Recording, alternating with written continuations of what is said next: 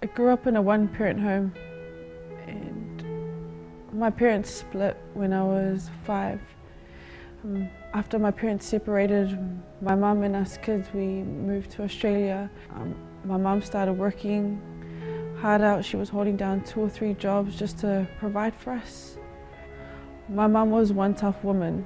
I remember after one job, she would always come home with McDonald's, and we would, my brother and my sister and I, we would always clean the house because we knew that when she got home, she would always bring McDonald's home. I think now looking back at it, it was really hard for my mum when my parents had split. As a kid, I never really understood why my parents had to separate. At the age of 10, my mum had sat us down one evening, and I remember it vividly. I was sitting on the couch. She was sitting on the side of the couch, and she had someone else there with her. And my mum told us that she had been diagnosed with cancer.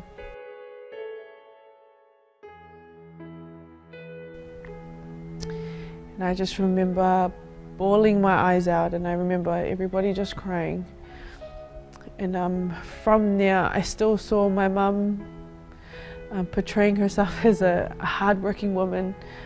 I never ever saw her show her weaknesses, even when she was sick. And then we had moved back to New Zealand because my mum wanted us to be with our dad, and also she wanted us to have all the support of our family. And as soon as we got back to New Zealand, that's where my mum had let go.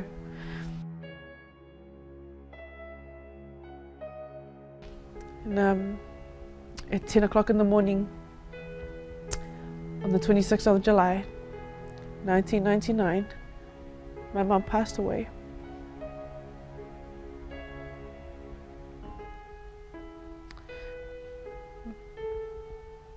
I had to grow up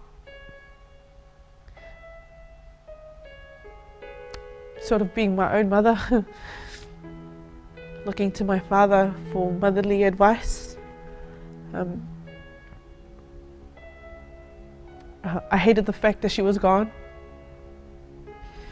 I hated the fact that my father wasn't there when she told us that she was sick.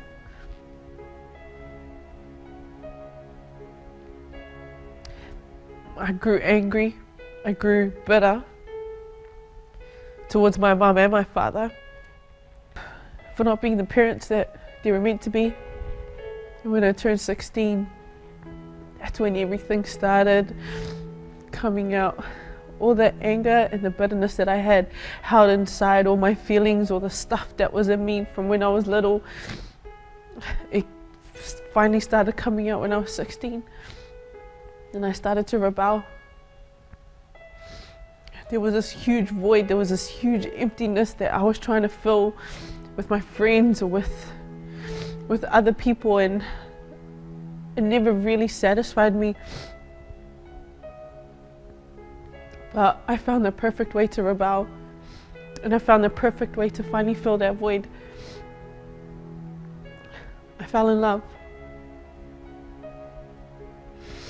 And my boyfriend became my everything. He was more important to me than my family. He would make me smile. He'd make me laugh. He gave me hugs when I needed it. Basically gave me the love that I was always wanting to fill that void that my mum had left. It was stupid because I started neglecting my family, altogether fully lying to my dad. My brother hated my relationship with my boyfriend, and my sister hated the fact that I would always pick him over her. But it was like, what do I do? I want to be loved, but I'm not getting it from anybody else. But this one person was giving it to me, so I went for it because it's what I was looking for. It's what I wanted to fill this void that was in my heart. And it was a perfect way to get back at my dad. My life started to spiral out of control. I would sneak out late at night and then get home just before my dad got up, just so that I could spend the night with my boyfriend. It was one day when I sat down with my sister. I walked into the house and she was sitting on the couch. She was waiting for me and I knew it. She told me to sit down, and then she started telling me how she absolutely hated the fact that I would always go to my boyfriend's house. I would never come to her. And then at that point, that's when everything that was building up inside of me had come out. I told her that I hated the fact that she would always gossip about me. I told her that I was basically sick of everything. I was sick of lying to Dad. I was sick of choosing him over my sister. I was sick there. I was sick of my brother not approving of what I was doing. And it was at that point that I had had enough. I had enough of all the lying. I had enough of all the sneaking around.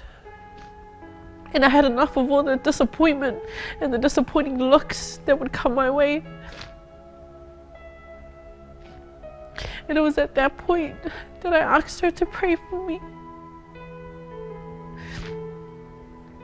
It was at that point that I asked God to come into my life and to help me.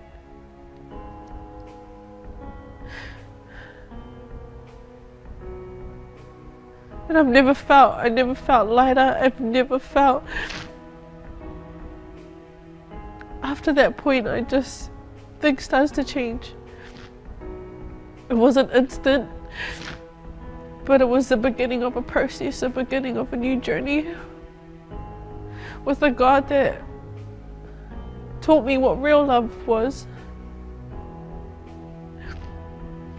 I tell you, every step that I've made towards God, every decision that I've made to follow Him rather than to follow myself, I've never regretted. I've never had to look back. And it's always been better than before.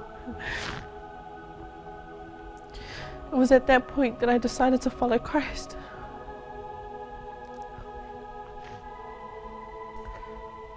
The difference now is that God had showed me what real love is. Love that's unconditional. Love that never fails. Love that doesn't look at any wrongs. I'm no longer insecure, and my security is no longer in boys, but it is in Him, in the one who created me, the one who has the plans for me. In God, I found real love. My purpose has now been defined.